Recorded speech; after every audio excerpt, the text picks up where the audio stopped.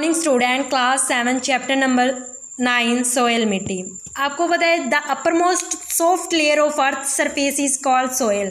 जो ऊपर वाली परत होती है, बिल्कुल कॉमन जो लेयर होती है, परत होती है अर्थ की, उसको हम सोयल कहते हैं। सोयल किसे कहते हैं? जो ऊपर वाली जो कोमल सी जो लेयर होती है, परत होती है अर्थ की, पृथ्वी की बिल्कुल जो ऊपर वाली कोमल लेयर होती है, उसको हम कहते हैं मिट्टी।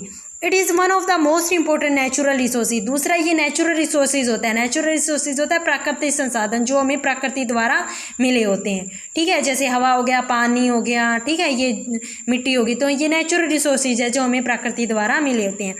It support plant growth with ultimate support all other livings being to survive. आपको पता है कि ये प्लांट ग्रोथ को सपोर्ट करते हैं, क्योंकि क्या है, मिट्टी के अंदर ही होती है प्लांट की ग्रोथ, ठीक है। सोइल के अंदर क्या है, कुछ घर बना के भी रहते हैं, जैसे बहुत सारे कीड़े मकोड़े भी मिट्टी के अंदर रहते हैं, रोडेंट चूहे वगैरह होते हैं, रेप्टाइल या छोटे छोटे माइक्रो ऑर्गेनिज्म होते हैं ना, वो भी मिट्टी के अंदर क्या है, मिट्टी के अंदर रहते हैं। Beside soil is also use to brick and pots. और जो मिट्टी का यूज़ है, हमें ईंट बनाने के लिए यूज़ करते हैं, दूसरा मटके वगैरह बनाने के लिए भी यूज़ करते हैं।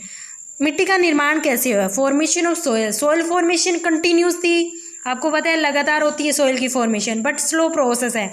ऐसे तो है नहीं एक दिन में मिट्टी बन जाती है, बिल्कुल प्रोसेस है। मिट्टी बनने की प्रक्रिया बिल्कुल स्लो होती है, बहुत सारे सालों, करोड़ों, अरबों लग जाते हैं मिट्टी बनने में। The soil we have today has been made in 1000 of year. कम से कम 1000 ईयर लग जाते हैं मिट्टी को बनने के लिए, तो ये बिल्कुल स्लो प्रोसेस मानी गई है, ठीक है। तो किन किन चीज़ों से बनी होती है? या तो चट्टानें होगी, विंड हवा के कारण, वाटर, प्लांट्स, एनिमल्स एक्सेट्रा। सबसे फर्स्ट प्रॉपर्टी आती है वेदरिंग। वेदरिंग क्या है? सबसे फर्स्ट और मोस्ट इंपॉर्टेंट प्रोसेस होती है जो सोयल की फॉर्मेशन करने में इन्वॉल्व होती है। जैसे नेचुरल फोर्स कौन सी होती है? जैसे वाटर हो गया, ग्लेशियर क्या होते हैं, जो बर्फ़ के होते हैं ना, जो टिल्ले से, उसको ग्लेशियर कहते हैं। विंड हवा होगी।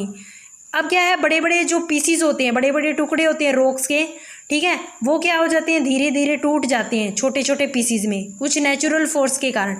नेचुरल फोर्स के कारण जो भी रॉक्स के बड़े बड़े जो टुकड़े होते हैं, वो छोटे छोटे पीस में कन्वर्ट हो जाते हैं। तो वो जो बड़ी बड़ी चट्टानें हैं, वो टूट जाती हैं नेचुरल फोर्स के कारण, प्राकृतिक आपदाएं के कारण। तो उस प्रोसेस को कहते हैं वेदरिंग। वेदरिंग बिल्कुल स्लो प्रोसेस है, कम से कम 100 साल लग जाते हैं।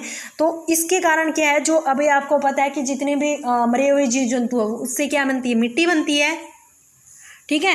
तो वेदरिंग प्रोसेस क्या है, बिल्कुल फर्स्ट इंपॉर्टेंट प्रोसेस होती है। तो नेचुरल फोर्सेस के कारण क्या हो जाती है, जो बड़े बड़े पीसीज होते हैं रॉक के, वो छोटे छोटे पीसीज में कन्वर्ट हो जाते हैं। तो हमारी जो चट्टान है, वो टूट के छोटे छोटे पीसीज में कन्वर्ट हो जाती है, किसके कारण? ड्यू टू नेचुरल फोर्सेस के कारण। उस प्रोसेस को हम क्या कहते हैं, वेदरिंग। तो वेदरिंग बिल्कुल स्लो प्रोसेस है, बहुत सारे साल लग जाते हैं मिट्टी बनने में। आपको पता है जितने भी मरे हुए जीव जंतु, उससे भी क्या है, मिट्टी बनती है, ठीक है। थैंक्स।